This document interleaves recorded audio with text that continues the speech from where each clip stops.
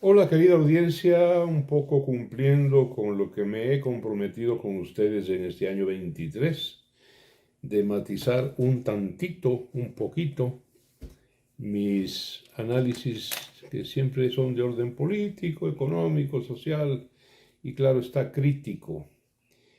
Hoy vamos a cumplir con lo ofrecido y contarles algo que debiera ser del interés del mundo cristiano. Quien habla es cristiano, cree en el hermano Jesús, sin ninguna duda, y en su formidable mensaje. ¿Qué les parece si me autorizan hablar de Santa Lutgarda? Fue una de las grandes místicas de la historia de la Iglesia. Era una chiquilla de apenas 12 años de edad cuando sus padres, muy bonita, muy linda, era belga de Bélgica, nació en una localidad belga que se llama Torenheim, o Tongeren, no me acuerdo bien. Tongeren, no, así es, Tongeren, de Bélgica. La ingresaron a un convento benedictino en tiempos en que hubo en Europa una verdadera eclosión por volver a regresar a la vida austera, humilde, amorosa, sencilla, a ras de tierra de Jesús, de Joshua, de Galilea.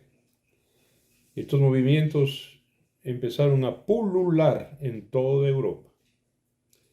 Y entonces, como respuesta, porque ya la Iglesia católica oficial se había vuelto pomposa, solemne, millonaria, al grado de cardenales y de papas solamente podían acceder los aristócratas, los nobles. Entonces, la propia Iglesia permitió el surgimiento de los franciscanos, que eran frailes, no curas, no párrocos, sino frailes, de frater, de hermano, mendicantes, que vivían tan pobres de la caridad pública, ¿no? Y surgieron estas órdenes. Y una paralela a los franciscanos era la orden del Cister, la orden cisterciense, también conocida como los monjes o monjas traperos. Así eran de pobres, imagínense ustedes. Santa Lutgarda era una chica inteligentísima, mística como ella sola, y empezó a tener sueños que resultaron premoniciones. Era consultada a menudo porque en su actividad onírica, mientras dormía, veía cosas que algunas de ellas se cumplían en el mundo en que ella vivió, no solamente en Bélgica, sino también en otros países como Italia, Francia, Alemania. Más tarde, Lutgarda fue elevada a los altares conjuntamente con otras místicas formidables, ¿no? Cristianas y católicas, Santa Gertrudis y Santa Matilde. Bueno, yo siempre soy curioso de estas historias porque tengo un lado preternatural y le agradezco a Dios haber nacido con eso, espiritual, digo. Un día, Santa Lutgarda, la joven Lutgarda, siendo novicia en el monasterio de Aiviara, en Bélgica, de los benedictinos, las benedictinas, se despertó a la madrugada dando alaridos. Las monjas, la superiora, sus instructoras, sus compañeras, pensaron que Lutgarda había perdido la cabeza, porque empezó a gritar que había visto en sueños a un personaje del cual voy a hablar enseguida, que ardía en las llamas del infierno. Y entonces la calmaron, la sentaron. ¿Qué te pasa? un nuevo sueño, una nueva premonición, cuéntanos. Inmediatamente contó que sí, que en efecto había visto quemándose en el infierno y desesperado, pidiéndole a Ludgarda que lo salve, que lo saque de ahí, ¿no? A Lotario, un noble italiano que llegó al papado, Inocencio III.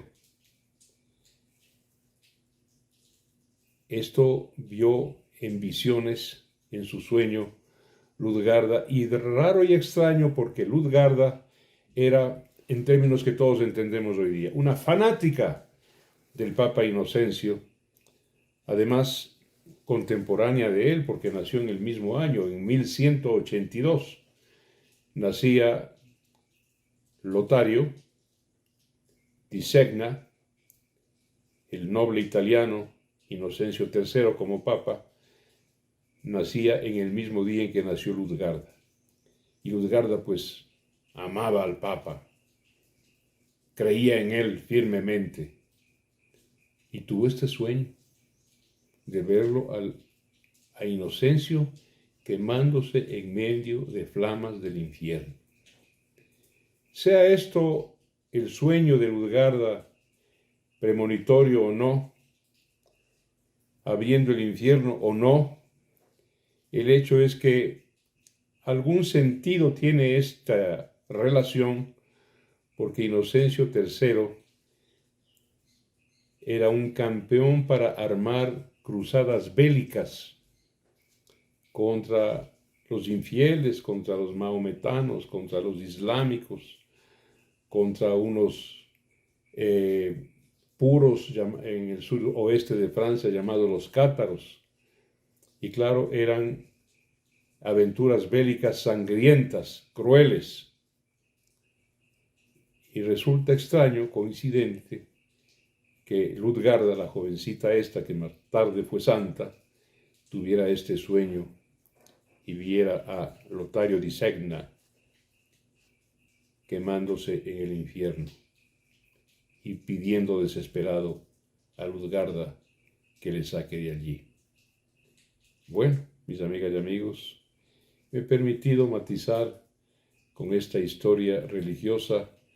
No es una ficción, no es una anécdota, es una realidad y consta en los anales de la historia de la Iglesia Católica. Un abrazo para todos. Hasta vernos.